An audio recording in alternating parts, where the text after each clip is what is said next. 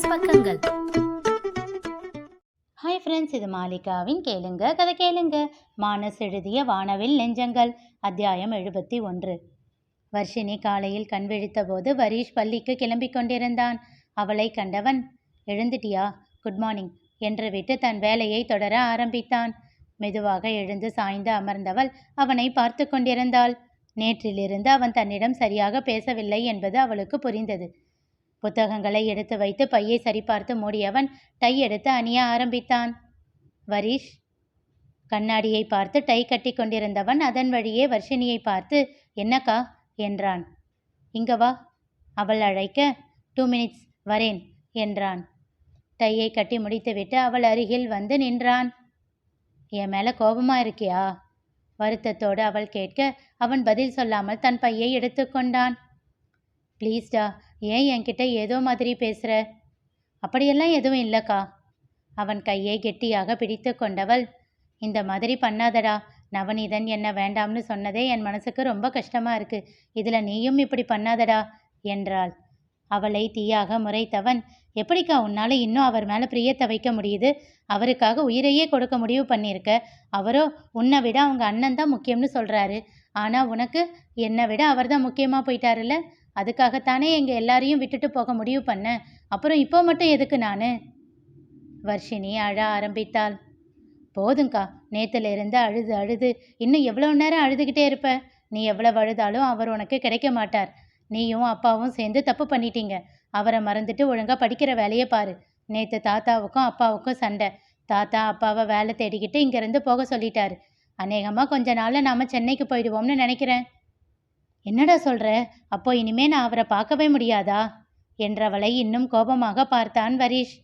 அப்போ உனக்கு தாத்தா பாட்டியை தனியாக விட்டுட்டு போகிறது வருத்தம் இல்லைல்ல? சே என்றவன் அவள் முகத்தை திரும்பியும் பாராது வேகமாக சென்று விட்டான். திகைத்து போய் அமர்ந்திருந்தாள் வர்ஷினி. என்ன நடக்கிறது? நான் என்ன செய்கிறேன்? என் மனமும் ஏன் ஒரு நிலையில் இல்லாமல் இப்படி இருக்கிறது? தன்னைத்தானே திட்டிக் கொண்டாள். மனதில் கொஞ்சம் இறுக்கத்தோடு தான் கல்லூரிக்கு வந்தான் நந்து.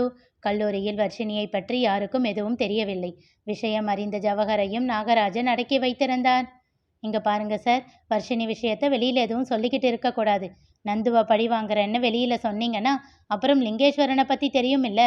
பணக்காரங்களோட கோபத்தை எல்லாம் தாங்குற சக்தி உங்களுக்கு இருந்தால் வெளியே சொல்லுங்க என்று சத்தம் இல்லாமல் மிரட்டி வைத்திருந்தார். அதனால் நந்துவிற்கு எந்த பிரச்சனையும் இல்லாமல் போனது. மனதில் இருந்த இறுக்கமும் பிள்ளைகளோடு பழகிய பின் கொஞ்சம் இலகுவானதாக தோன்றியது. நடுவில் இடைவேளையில் தனியே சென்றவன் பிரியாவை அழைத்தான். பேஷண்ட்டை அட்டன் செய்து கொண்டிருந்தவள் யார் என்று பார்த்தாள். நந்துவின் பெயர் வந்ததும் சைலண்டில் போட்டாள். அவள் அழைப்பை ஏற்கவில்லை என்றதும் மறுபடியும் அழைத்தான்.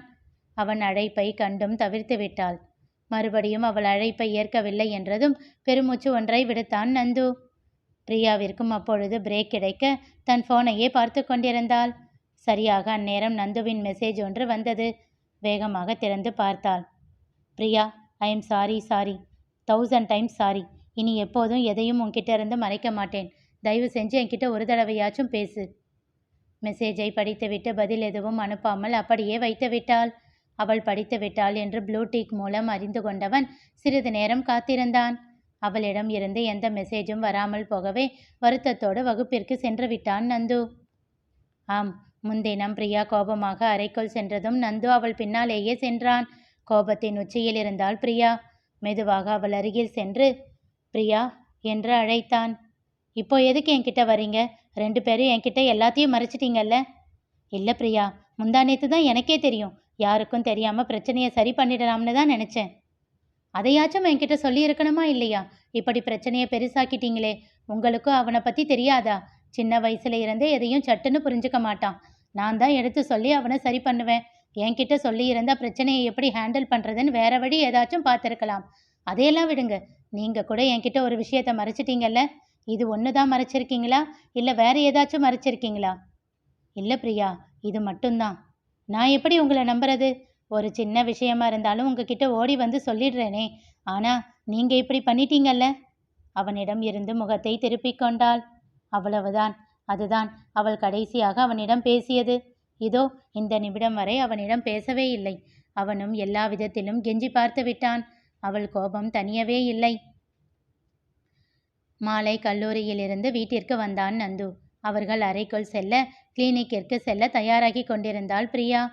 பையை வைத்துவிட்டு மெதுவாக அவள் அருகில் சென்றவன் அவளை அப்படியே பின்னாலிருந்து கட்டி கொண்டான். அவள் தடை எதுவும் சொல்லவில்லை. ஆனால் அவனை எப்போதும் போல் கொஞ்சவும் இல்லை. பிரியா, சாரிடா. இங்க பாரு, நான் தான் சொல்றேன்ல, பண்ணது தப்பு தான். இப்படி பேசாம மட்டும் இருக்காது. அதுக்கு பதில் வேற தண்டனை ஏதாச்சும் கொடுத்துடு. அவள் அமைதியாகவே இருந்தாள். தன் பக்கம் அவளை திருப்பி, சரி சொல்லு, நான் என்ன பண்ணா நீ சமாதானமாவ? அன்னைக்கு மொட்டை மாடியில் உன்னை சமாதானம் பண்ணனே, அந்த மாதிரி பண்ணவா என்று கேட்டான்.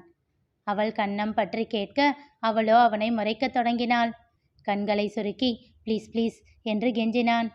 எனக்கு எவ்வளோ வருத்தமாக இருக்கும்னு நினச்சி பார்த்தீங்களா? புரியுதுமா, அதான் தப்புன்னு சொல்கிறேன்ல. இனி அப்படி பண்ண மாட்டேன். நான் அவனீதன் கிட்ட கோபப்பட்டாலும் அவன்கிட்ட இவ்வளவு உரிமை எடுக்க முடியுமா? எல்லாம் அவனுக்குன்னு ஒரு பொண்ணு வர்ற வரைக்கும் தான். அதுக்கப்புறம் அவளுக்கு பிடிக்கலனா அவன்கிட்ட இருந்து நான் விலகிதானே ஆகணும். ஆனால் நீங்கள் அப்படியா? உங்கள் மேலே எனக்கு எவ்வளோ உரிமை இருக்குது. என் லைஃப்பில் எல்லாமே நீங்கள் தானே. நீங்கள் இப்படி பண்ணலாமா? அவள் விழிகள் கலங்க சட்டென அவளை இழுத்து இறுக்கமாக அணைத்து கொண்டான். சிறிது நேர அமைதிக்கு பின் கூறினான், சரி போதும். நீ இப்போ என்கிட்ட கோபமாக இருந்தா அப்புறம் உன் வயிற்றில் இருக்கிற நம்ம பாப்பாவும் என்கிட்ட கோபமாக தான் இருக்கும். நீ என்னை திட்டுறதையெல்லாம் கேட்டு அதுவும் என்னை திட்டும். சட்டென்று அவனை விலக்கி மார்பில் செல்லமாக அடித்தவள், எது எது 40 நாள் கரு நான் பேசுறதெல்லாம் கேட்குமா என்று கேட்டு அவனை முறைத்தவள், நான் ஒரு டாக்டர். என்னை பார்த்தா உங்களுக்கு போலி டாக்டர் மாதிரி தெரியுதா என்றாள் கோபமாக. உரக்க சிரித்தான் நந்து. அவள் இதழிலும் புன்னகை அரும்பியது. ஓகே ஆகிட்டியா? எப்போவும் இப்படி சிரிச்சுக்கிட்டே இரு. சரி, டைம் ஆச்சுன்னா நீ கிளம்பு. அவள் பையை எடுத்து மாட்டிக்கொள்ள சட்டென்று அவள் கன்னத்தில் ஒரு முத்தம் வைத்தான். ஏய் என்றவள், எப்போ பார்த்தாலும் எதிர்பார்க்காத நேரத்திலேயே கொடுக்க வேண்டியது என்று செல்லமாக கோபப்பட்டவாறே வெளியில் சென்றாள். அக்கா, போயிட்டு வரேன் என்று சத்யாவிடம் சொல்லிவிட்டு கிளம்பியவளிடம் கேட்டாள் சத்யா. என்னம்மா, உன் புருஷன் காபி குடிக்க வருவானா மாட்டானா? அவரையே கேளுங்க என்று கோபமாக சொல்லிவிட்டு சென்றாள்.